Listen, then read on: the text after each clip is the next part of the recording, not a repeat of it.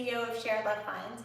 Today we are in week 12 of our RYT 200 registered yoga teacher training, our 200-hour teacher training. Week 12 is a review week, as is every week ending in 2. Weeks 2, 12, 22, 32, 42, and 52. For people who feel a little daunted by all of those 52 weeks, they are optional.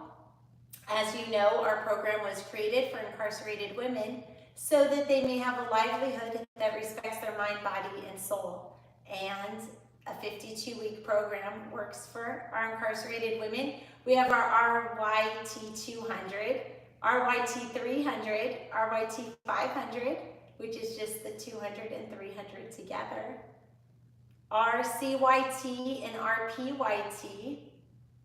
All of them are based on 52 weeks. Our RYT 500 is double sessions. We do have other YSAPs and interesting things like that to further your education. The reason why we don't put a new curriculum entirely for our RYT 500 is because we like to have a very clean, methodical approach, and Yoga Alliance has told us specifically that really the RYT 500 should be the RYT 200 plus the RYT 300, and then additional interesting information can go into the YSAPs, the Yoga Alliance Continuing Education Provider courses. Just briefly before we start, email yoga@sharelove.fund, yoga@sharelove.fund. If you would like to teach for a cause. I am teaching for free as a volunteer. I'm the founder and CEO, but also a Teach for a Cause teacher at ShareLove.Fund. And we depend on our Teach for a Cause teachers to use every single penny of donor dollars to actually build lives. So thank you so much. Please keep us in mind. It's a great way to gain teaching experience. When you volunteer for a nonprofit, you are generally given more autonomy than you are at a for-profit company, because nonprofits kind of get what they can pay for, and so nonprofits are a wonderful, wonderful way to gain experience. Today's class is a little bit different. We are not going to do our full class agenda today because it is a review week. So we have no new pose of the week. So we're going to just skip part 2 entirely. Part 2 is the technique section, as you recall, and we will skip it. So we will start now with part 1, which is the 10-minute century. So here you go. So for our 10-minute century, I'm going to read this Tao proverb. And please take a comfortable seated position. You can sit as I am or else however you want. Worship by cultivating 9 fields: diet, herbs, clothing, recitation, movement, meditation, creativity, teaching, and most important, compassion. So I'm going to read that again. Oh, and when I read this, this is not for brainwashing. This is not even ShareLove.Fund saying this is true and do this. The reason why we analyze ancient texts is actually for that reason, to analyze it, to develop critical thinking skills. And the idea is that you are going to be a teacher. So you are going to be a decider, whether you're taking this degree course just for fun or whether you actually want to be a teacher. We're going to teach you either way, and you're going to become a great teacher, whether that's your intention or not. We just can't help it. Our program is based on repetition, and it works. It just cements itself in there, and it just creates confident teachers. You know, it's just awesome how it's done it. So anyway, as a teacher, whether or not you actually practice teaching or not, the skill set is being a decision maker. The skill set is being a leader. And what we found at ShareLove.Fund is leadership is leadership is leadership is one of our taglines. We also say strong on the mat, strong in life. And whether you are dissecting an ancient Tao proverb or whether you are deciding what to do when a fire alarm goes off in the middle of your yoga class, these are critical thinking skills. And in order to properly lead a class, we can't give you a manual of contingencies to memorize because life has infinite possibilities. Plus, that would be unpleasant if you had to memorize a million things in this course. But what we can do is teach someone to fish for a lifetime instead of teach them to fish for a day. How do we teach someone to fish for a lifetime? We emphasize critical thinking. We remind you that you have what it takes. Just tap into it. So we do this exercise today, not because I want you to interpret it the way I interpret it, but we do this exercise today to just practice critical thinking, practice dissecting things. Some of you are in school, are high school leaders, but some of you have not been in school for a really long time, and so it's a good brain massage. Okay, so worship by cultivating 9 fields. So the first part of this, and this is how I understand it, and please feel free to comment and disagree. And the point is not for us to all agree, but the point is to get those brain juices flowing. So the first sentence, worship by cultivating 9 fields. This is telling me that maybe in Taoism, and I'm not an expert in Taoism, but maybe in Taoism, the areas are broken up into 9 fields. So different philosophies have different categorizations. In yoga, we sort of talk about sometimes 3 fields, mind, body, and soul. It seems like in Taoism, they break it up into 9 fields, a little more specific. The first word, worship, we can really focus on that word and make it a trigger word and loaded word and get all up in arms about whether or not this is religion or not. But I encourage you with this word worship to just take it for what it is. It's an ancient Tao proverb, and at the time, they were talking to people about worship. So just like we learn Greek mythology in school and not necessarily adhere to it, we can study an ancient Tao proverb that talks about worship.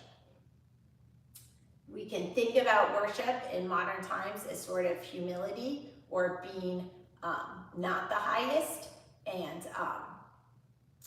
having to recognize that we are not in total control, whether that's because you believe in a higher being or whether that is because you just recognize that there's other forces of nature, like we live in a group and you can't always have your way. So if it feels better for you, if you're hung up on this word worship, then I recommend maybe try to think of the word as humility, just kind of recognizing that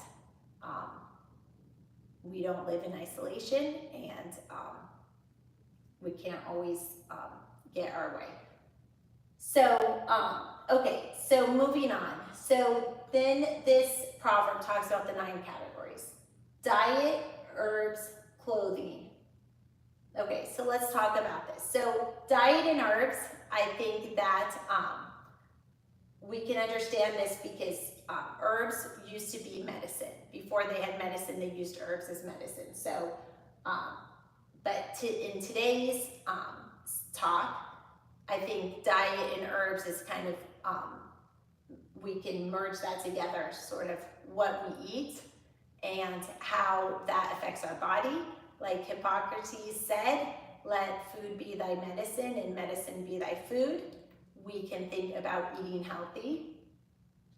And we can think of this idea of worship as, well, what if you recognized that you had humility, you recognize there's other forces out there, and that you're not invincible, and that you want to nurture yourself, right? So we can think of this worship as self-love and nourishing the self through diet. And herbs here I would interpret as medicine, but you can just think of it all as nutrition. So this first part can say, cultivate your own self by your nutrition, by the actual food you ingest. The second part, clothing. Now, what does this mean? Wait, is this like saying to be fancy? And isn't that kind of the opposite of humility? So here, I interpret clothing as modesty of clothing.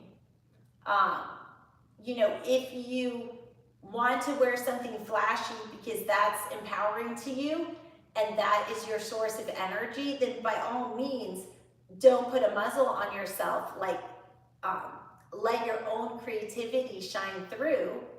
But to the extent that clothing is for somebody else, then that is not really empowering.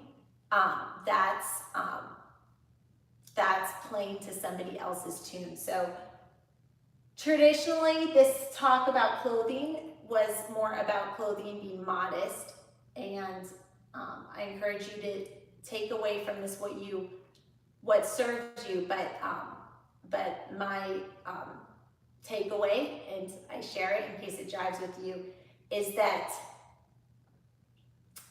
I don't think a mandate on modest clothing works for everybody all the time. I think sometimes we need a jump start to sort of get out of a rut. And sometimes, even though clothing could be superficial, sometimes doing a little retail therapy, like in moderation, not breaking the bank, or wearing something a little festive, that could kind of be a jump start to help you visualize yourself as spectacular, and then you can internalize that feeling. Like sometimes when we're down and out, we almost need an external picture of ourselves to see, and then when we see that picture, we're like, oh, we can be fun, and then, you know, start acting a little more feeling good and positive. So anyway, so this clothing idea is that clothing should be modest, but I recommend that we think of clothing as dress for yourself and no one else. And sometimes dressing for yourself and no one else might mean conforming, because maybe a suit isn't you, but you want that job. So you'll wear the suit, not because you're somebody's puppet, but because you know how to play the game. You know that wearing a suit on a job interview is going to help you get the job, and you're choosing to dress the part. So anyway, I would think about clothing as, are you dressing for you or someone else? And to the extent possible, I think it's empowering to dress for yourself and not worry about other people. But that doesn't necessarily mean that you'll never conform, because sometimes you'll actually want to get the results that conformity brings, and then that would be an example of how you would modify your attire because of the potential rewards you think that you may get in terms of a job interview. Okay, recitation. So recitation, this is all about ShareLove.Fund's method. We are based in repetition, but here in this proverb, I believe it's more about positive self-talk, that we can get to this state of worship or humility or self-love through positive self-talk. that the words we tell ourselves actually make an impact. Movement, that's why we're here today for yoga. You can tell yourself that you're feeling great and wear the clothes that you like to wear, but if you are sitting like this, chances are you're not going to feel great. So by opening up, I love to say hallelujah arms. By opening up, by having hallelujah arms, you can use movement to really embody that self-love, to feel empowered yet humble. Because when you feel this idea of like being on top is actually not very empowering, because everything is perceived as a threat. So when you let go of controlling everything, then it's actually even more empowering, because nothing can get you off your high horse. When your high horse is not needing a high horse, then you can't fall off. Meditation. So this Tao proverb says kind of to get to that state of worship or self-love or humility, meditation. And we're going to go into meditation in a minute. And creativity. As you know, we have an infinite amount of creativity. Teaching others is a way to remind ourselves that we have value. That's why this teaching degree, this RYT 200, can be so empowering. And most important, the Tao proverb says, and most important, compassion. So what if we defined compassion as a stand against the perpetration of hurt? What if we defined compassion as not just saying, oh, that's so sad, but actually standing up to wrongs? And I say this with caution because a lot of times people have done really oppressive acts in the name of eradicating evil kind of thing. But what if instead of trying to eradicate evil, what if we thought of compassion as standing up to minimize hurt, to stop hurt? Like instead of offensively, let's say, eradicating evil, which sometimes I feel like this term of evil has actually been used to cause more harm sometimes. But what if we thought of compassion, not just being sappy and sad and feeling bad for this or that, but what if we thought of compassion as standing up against the perpetration of hurt? What if we think of compassion as healing? So we don't need to strike down this or that bad thing, because in doing that, we're sort of casting our own judgment on things and maybe making things worse. But what if we thought of our compassion as doing more than feeling bad for something or someone? What if we thought about our compassion as healing? And all of you are going to earn an RYT 200, a yoga teaching degree. And as a yoga teacher, you are in a position where you can really do some healing. I'm going to just push this board away. Maybe not right away, but you'll have the tools and situations will come up and you can be in tune with those. Okay, so now we're going to do a little breath work exercise. So we'll do about 10 minutes of breath work.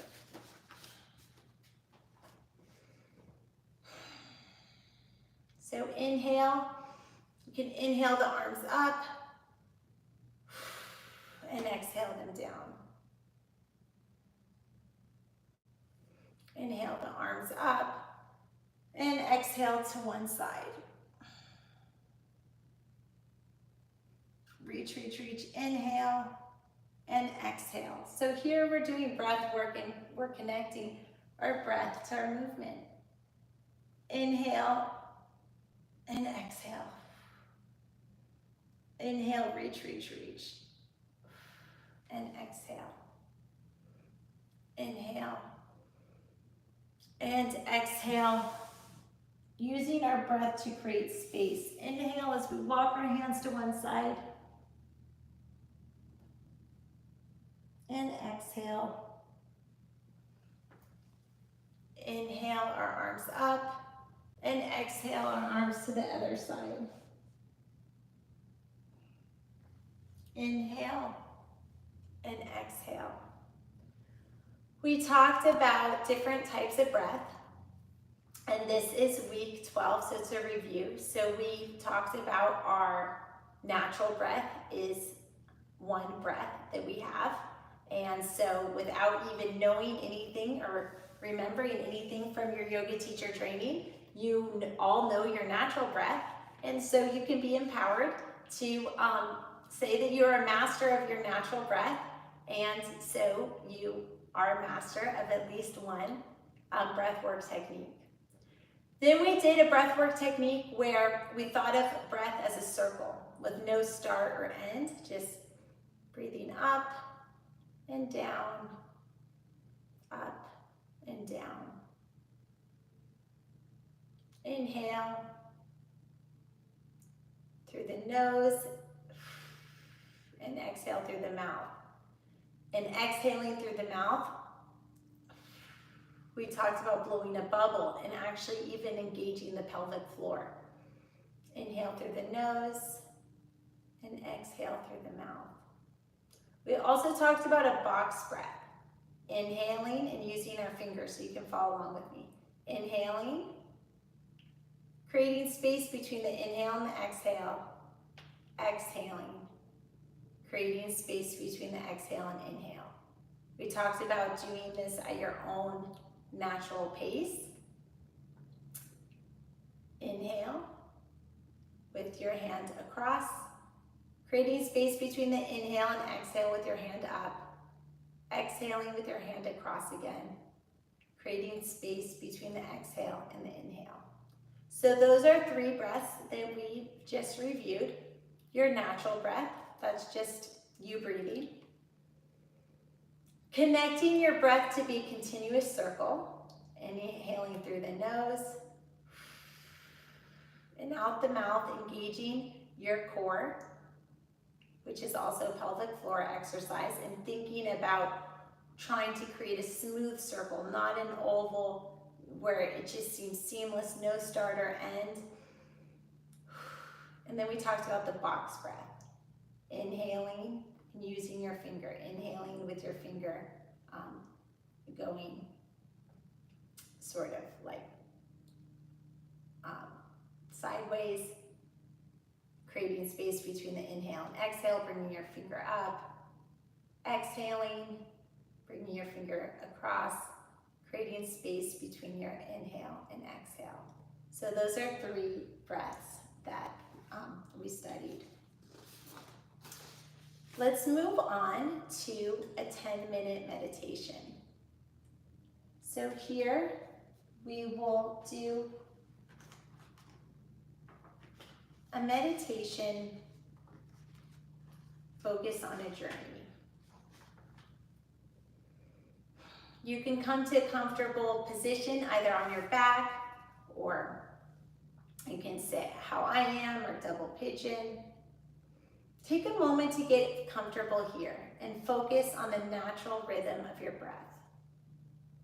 Inhale slowly and smoothly, allowing the breath to travel deep into your low belly. Pause and exhale slowly and smoothly, releasing the breath from the body through your nostrils or out your mouth. Now let's take a moment to do any last-minute adjustments.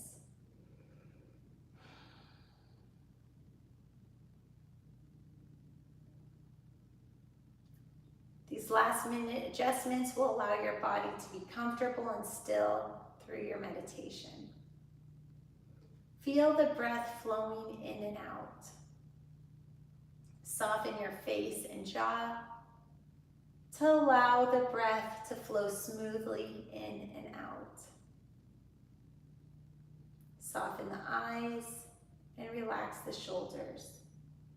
Let your entire body feel relaxed, heavy, weighted, and secure.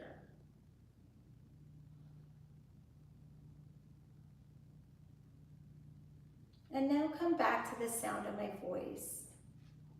Continue to breathe and let any distracting thoughts flow away from you. Visualization, relaxation is an effective way to relax the mind and body by picturing a relaxing scene such as a beach, garden, meadow, or any other peaceful place. This beach visualization script guides you to relax by imagining spending time on a beautiful beach. Relax your body by releasing any areas of tension. Allow your arms to go limp, then your legs. Feel your arms and legs becoming loose and relaxed.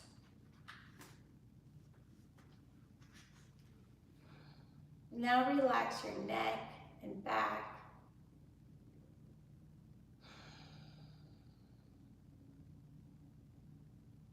The spine. Release hold of all your muscles from your head all the way down.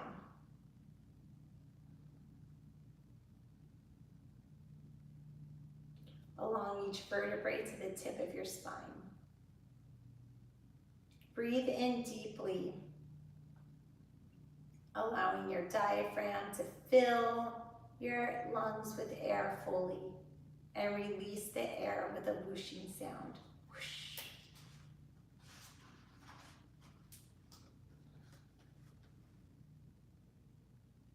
Breathe in again slowly.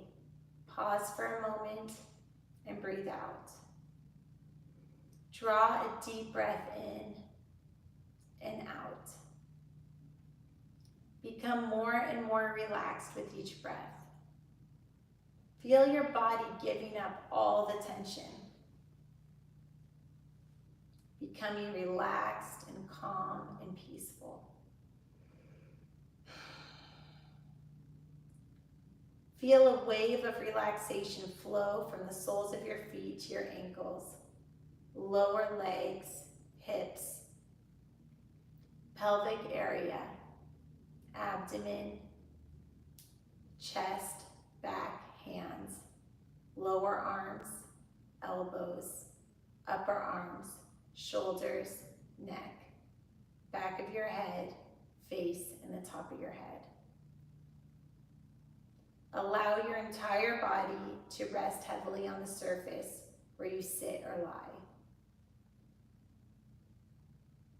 Now that your body is fully relaxed, allow the visualization relaxation to begin. You can hear the waves up ahead. Imagine that you're walking towards an ocean, walking through a beautiful tropical forest where the plants part way to let you see a beautiful beach ahead. You can smell the ocean spray. The air is moist and warm. Feel a pleasant, cool breeze blowing through the trees. You can walk along a path, coming closer to the sea. As you come to the edge of the trees, you see the brilliant aqua color of the ocean ahead. You walk out of the forest and onto a long stretch of white sand. The sand is very soft, powder. Imagine taking off your shoes and walking through the hot white sand towards the water. The beach is wide and long. Hear the waves crashing to the shore. Smell the clean salt water and beach. You gaze toward the water. It is a bright blue-green. See the waves washing up onto the sand, receding back toward the ocean, washing up and flowing back down. Enjoy the ever-repeating rhythm of the waves. Imagine yourself walking towards the water, over the fine hot sand. You are feeling very hot. As you approach the water, you can feel the mist from the ocean on your skin. You walk closer to the waves and feel the sand becoming wet and firm. A wave washes over the sand toward you and touches your toes before receding. As you step forward, more waves wash over your feet. Feel the cool water provide relief from the heat. Walk further onto the clear, clean water. You can see the white sand under the water. The water is a pleasant, relaxing temperature, providing relief from the hot sun. Cool, but not too cool. You walk further into the water if you wish. Swim if you want to. Enjoy the ocean for a few minutes. Allow the visualization, relaxation to deepen. More and more relaxed. Enjoy the ocean. Now you're feeling calm and refreshed. You walk back out of the water and onto the beach. Stroll along that beach at the water's edge, free of worries, no stress, calm, enjoying this holiday. Up ahead is a comfortable lounge chair and towel, just for you. Sit or lie down in the chair, or spread the towel on the sand. Relax on the chair or towel. Enjoy the sun, the breeze, the waves. You feel peaceful and relaxed. Allow all your stresses to melt away. When you are ready to return from your vacation, do so slowly. Bring yourself back to your usual level of alertness and awareness. Keep with you the feeling of calm and relaxation, feeling ready to return to your day.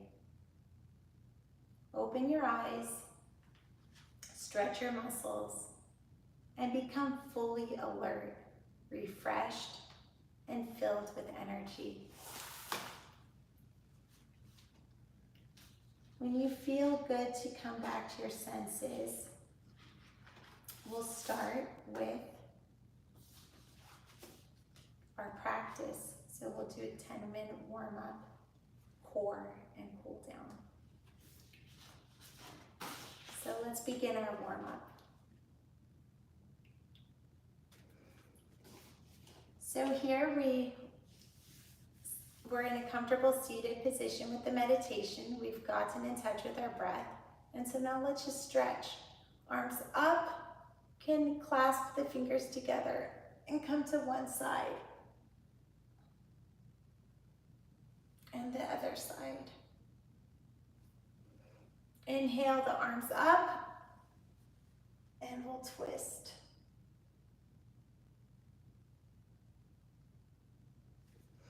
Inhale the arms up and we'll twist on the other side. So this is review week. So our go-to warm-up is Sukhasana, cat-cow, And then we go into mountain pose and forward fold. So we'll just do that a little bit more slowly, and that is a review of our go-to warm-up. So with the share method, you will learn a number of sequences as we've discussed, and they are tools in your tool belt. So this is the only warm-up that we do in the RYT 200 because our course is based on repetition. And the purpose of just doing one is so that all of our graduates, including our incarcerated women graduates, can graduate feeling very confident that they know a warm-up. And it's a tool in your tool belt. You can spice up this warm-up, completely disregard it, do as you want. So again, it's Sukhasana. We'll add to this DC warm-up by rainbowing our arms to one side and exhaling and rainbowing our arms to the other side and exhaling. With a big inhale, we'll bring our arms to one side and do some cat-cow. So knees hip width apart, wrists under the shoulders, drawing the belly button down and up, down and up. Going to one side and then the other to fully warm up. You can curl the toes under and sort of walk up, slowly lift up vertebrae by vertebrae, and we'll go into Tadasana. So Tadasana is part of our warm-up because it warms us up by engaging. We're not just standing here, sloppy. Squeeze the inner thighs out. Squeeze the glutes. Roll the shoulders back. Lift the palms to face front. Kind of roll the shoulders a little bit. Toes forward. Grab onto the mat with your feet as if you're holding on with your feet. This allows you to further engage. If you are not sure if you're engaged, you can grab a block. I like the cork ones because they're heavy, and squeeze it. For those of you that ski, this is also like skier position or athletic position. It's not a passive pose. So Tadasana is an active pose. So let's just take a few breaths here to warm up. But warm up doesn't necessarily always mean stretching. Warm up can be also something we think of as wake up. So wake up muscles. Let's wake up and pull the inner thigh out. Let's wake up and pull the glutes in. Let's wake up and zip up our abs, tilting the pelvis forward. Let's wake up and open up our shoulders by having our palms face forward. Let's wake up and have our chin level and a soft gaze. If you feel like you're furrowing your brow, you can give yourself a little self-massage. So Tadasana can be a warm-up, and when we are using it as a warm-up, you can think of it as a wake-up. Inhale, arms up, exhale, forward fold. The last pose of our go-to warm-up is forward fold. So in forward folds, you can hold opposite elbows and just let the body hang. At first, their body will resist, and then you'll notice if we're here a while, you'll just drop down a little further, a little further. If you want to get deeper into it, you can step on your wrists. You can pedal out on one side and then the other.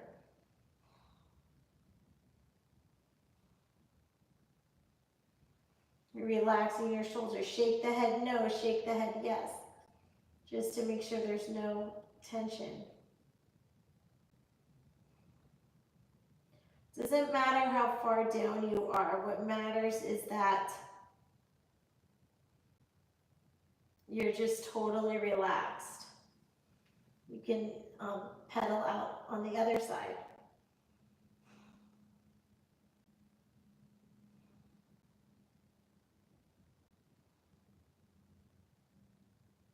Breathe into it, shimmy it out. See if you can fall a little deeper into it.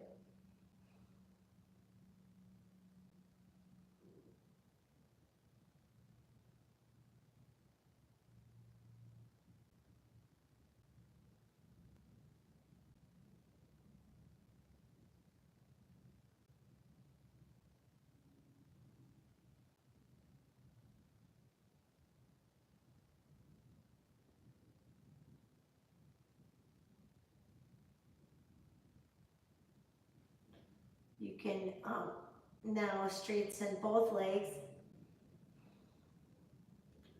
and just really try to fall into that hamstring stretch.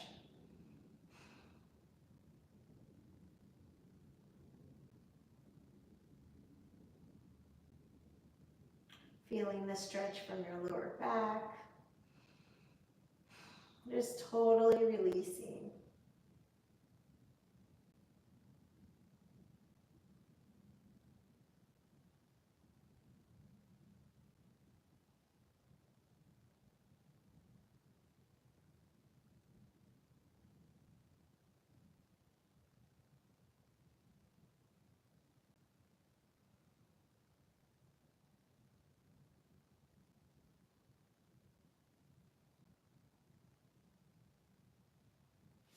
You can get a little bit of a stretch deeper by coming to the side. If this is a good place for you, then have your hands up here.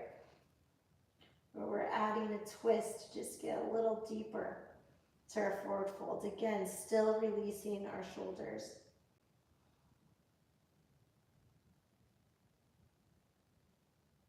This helps with all our revolved lunge and triangle.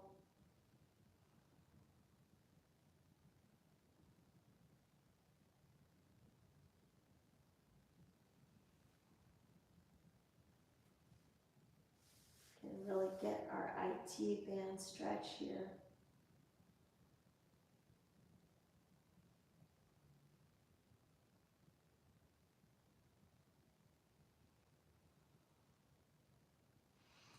And inhale and come to the other side, really twisting.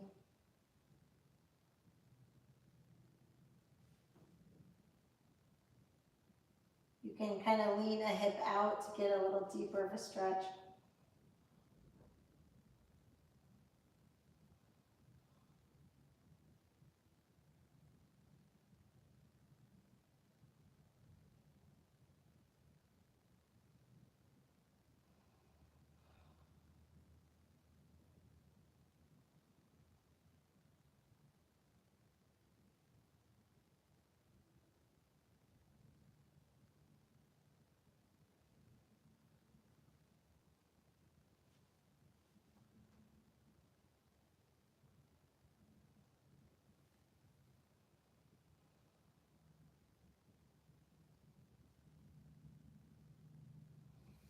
And then when you come back to center, you can slowly roll forward vertebrae by vertebrae. So that concludes our warm-up. So now we're going to do our core, and it's a review week. So our core exercise will be a review.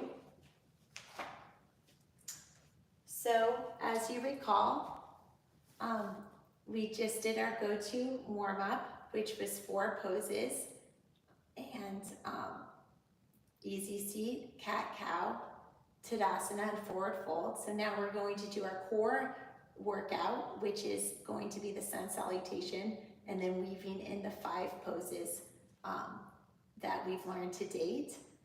And we've learned 9 poses to date. 4 were in the warm-up. 1 was easy seat. 2 was cat-cow, we're counting that just as 1 pose. The 3rd pose was Tadasana. The 4th pose was forward fold. Now you're going to see the next 5 poses that we've learned to date. And this week is week 12, it's a review week, so you're not learning any new poses. We're just reviewing what we already know. The core workout, as I always say, is really, we should be working the core. So core means central workout, or you know, the most important part or the substance of the matter, but I also really believe we should really emphasize on the core. So when you are really working your core, part of what you're doing can be core specific exercises like crunches or something, but part of what you're doing can actually be any old exercise, but just engaging the core. So here we're in Tadasana, but we're gonna zip it up and we're gonna engage the core. So this is a review week, so we are going to review our ordinary sequence, but we're going to really, really, really engage the core. Okay, so this is a core exercise because of our attention to the core, not necessarily what we're doing, but because of our mindfulness for the core. Okay, inhale, arms up. Exhale, forward fold. Inhale, half bend. And then really keeping the core tight. Exhale to plank, left leg back, right leg back. From here, knees, chest, chin. From knees, chest, chin, engaging the core again to up dog. Exhale, down dog. We're just going to review. So we're just going to do ordinary sun salutation. Inhale, left leg in, and we'll put the other poses when we repeat this. Right leg comes to match. Exhale, forward fold. Inhale, half bend. Arms all the way up. Exhale, zip it up, still engaging the core. Now on the other side. Inhale, arms up. Exhale, forward fold. Inhale, half bend. Right leg back. Left leg back. Really engaging the core and plank. From plank, knees, chest, chin. From knees, chest, chin, up dog. Exhale, down dog. Engaging the core, right leg in, step it forward, exhale, forward fold. Inhale, half bend, arms all the way up. Exhale, now let's add in those 5 poses to spice it up into our regular sun salutation. So let's start off the regular sun salutation. Inhale, arms up. Exhale, forward fold. Inhale, half bend. Exhale, step it back to plank. Knees, chest, chin. Up dog. Down dog. Left leg in, step it through, and we have our first pose, revolved lunge. Let's take 3 breaths here. If you feel tension in your neck, you can put your head down and then up. From revolve to lunge, extended side angle.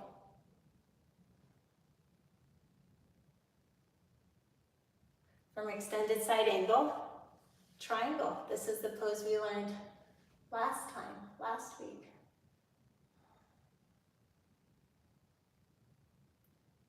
From extended side angle, warrior 2. From warrior 2, reverse warrior.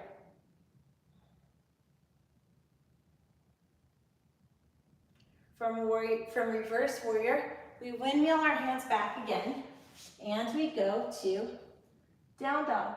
From down dog, using the core, inhale, the left knee in, step it forward, right leg comes to match, exhale, forward fold, inhale, half bend, all the way up, exhale, Tadasana. Now let's do that on the other side. Inhale, arms up, upward salute, exhale, forward fold. Inhale, half bend. Exhale, right leg back, left leg back, plank, engaging the core. From plank, knees, chest, chin. From knees, chest, chin, up dog. From up dog, down dog. From down dog, engage the core, right knee in, step it through. revolved lunge. This is one of the Share Method 45 poses, and now we're spicing up our sun salutation with revolved lunge. From revolved lunge, extended side angle.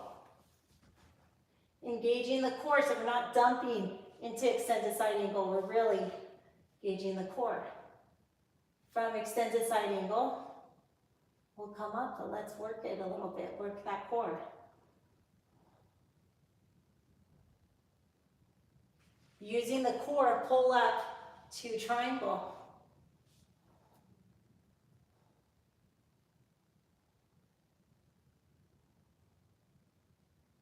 Using the core like no hands, pull up to warrior two.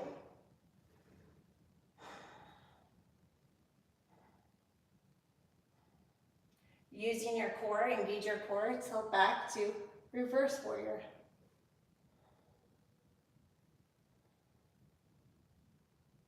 Using your core, we'll windmill the hands down, slowly come back around, don't just dump. You know you are using your core when you come down slowly. Kick the other leg back.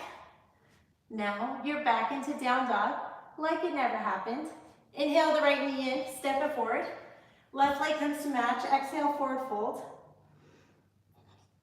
Inhale, half bend. Inhale, arms all the way up.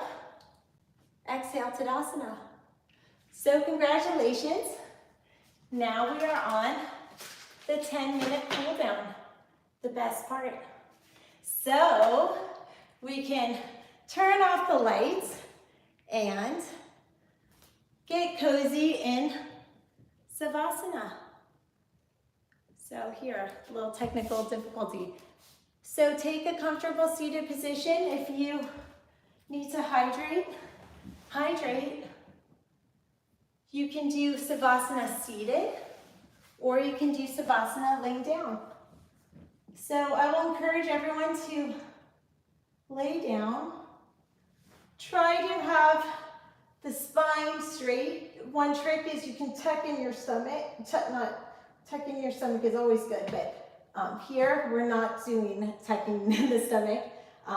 This is live on YouTube, so flips and bloopers and all. Actually, in Savasana, we're just totally relaxed. But what we are going to do before we relax to prepare ourselves is to bring your chin in and then slowly roll your head back. And that's to try to create length in the spine and try to connect the maximum points of your spine to the mat. So by bringing your neck in first, like bringing your chin in first, it can maybe add a little bit of connection. You can roll your toes out to the side of the mat. You can sort of feel if you can reach your hand underneath your spine. If you can roll a little bit and try again. And really just try to get yourself straight and see if you can get the maximum connection with your spine. I'll give you a few moments just to breathe like that. So you're really just trying to be long and strong. I'm sneaking in a water break, so please forgive me. It was 4.5 hours to teach for a class today. I love it, but it's also important to hydrate.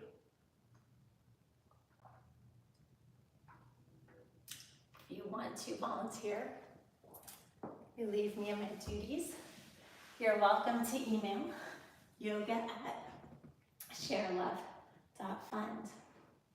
Okay, let's inhale the knee in. This is going to be a little bit of a more active Savasana. We're going to bend that knee and bring it to the side. So this will be reclined spinal twist. So as you feel one knee to the ground you're trying to also gain connection with your shoulder to the ground.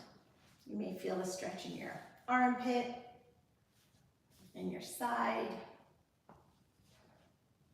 In an earlier class, we did this with a straight leg, and then you can see how it's a bit deeper of a stretch with a bent leg.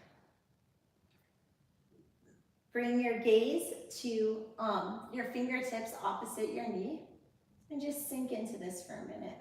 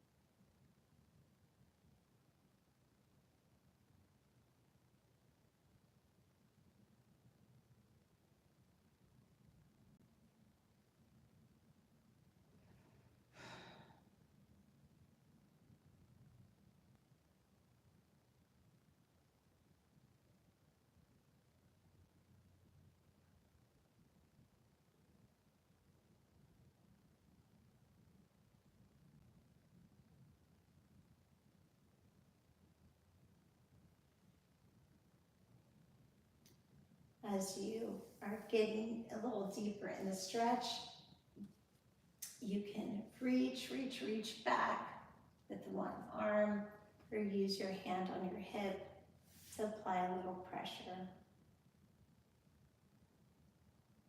When you feel ready, you can bring your knees into your chest, rock it out a little bit, lengthen one leg, keep the other leg bent,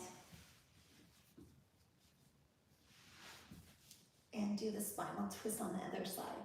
If you cannot put your knee and shoulder on the ground, then defer to put your shoulder on the ground. This is the more important one.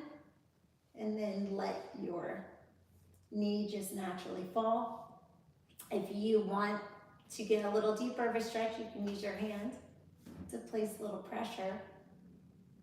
And keep your eyes over your fingertips.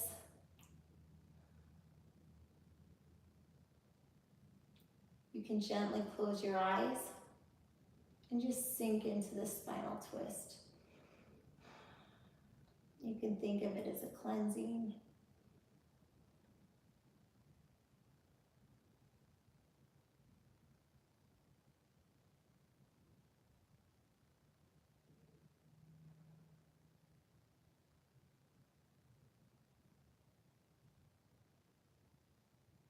Letting go.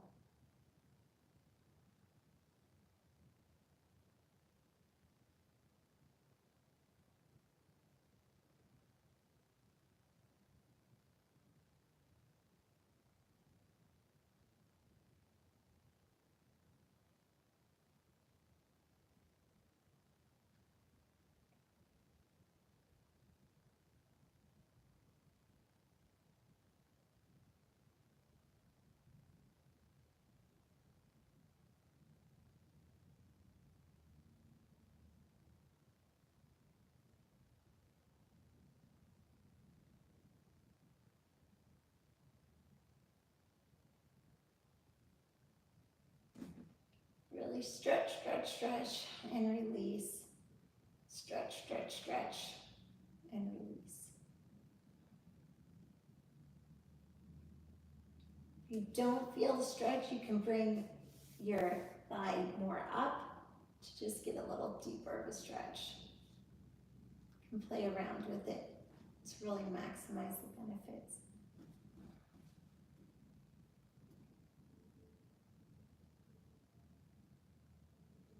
On the inhale, you can bring your knees into chest, rock it out a little bit. Come to happy baby. Holding the big toes. Having a long spine. Releasing one leg and just getting deeper stretch into one side, releasing the other and getting deeper stretch in the other side. Coming up through rocking to a comfortable seated position. Let's meet in cobbler. You can give yourself a little foot massage to wake up from your savasana and to exhibit self-love. Inhale the arms up and shake it all out. And inhale the arms up and shake it all out. May the light in me be the light in you. Namaste. Thank you so much for your time. I really appreciate everyone who has signed up for ShareLove.Fund's RYT 200. If you have not signed up already, you can sign up at ShareLove.Fund/train. So that is ShareLove.Fund. That's our URL, /train. And you can see our RYT 200 and sign up. When you pay for an RYT 200 degree, you are paying for yourself to earn a degree, and you are also paying for an incarcerated woman or at-risk youth to earn a degree. And it is through this Karma Yoga program that we are able to not just serve our paid customers, but to serve the population at large. Why should any of us care about that? Because it makes the world we live in a safer place. At ShareLove.Fund, we turn tax burdens into tax-paying citizens, and it increases the safety of our streets. So namaste. To teach for a cause, to gain experience with your degree, we'd love to have you teach for a cause. And you can email yoga@sharelove.com in order to sign up to be one of our Teach for a Cause teachers. It is unpaid, but the experience is priceless. Have a blessed day. Thank you so much for your time. Take care.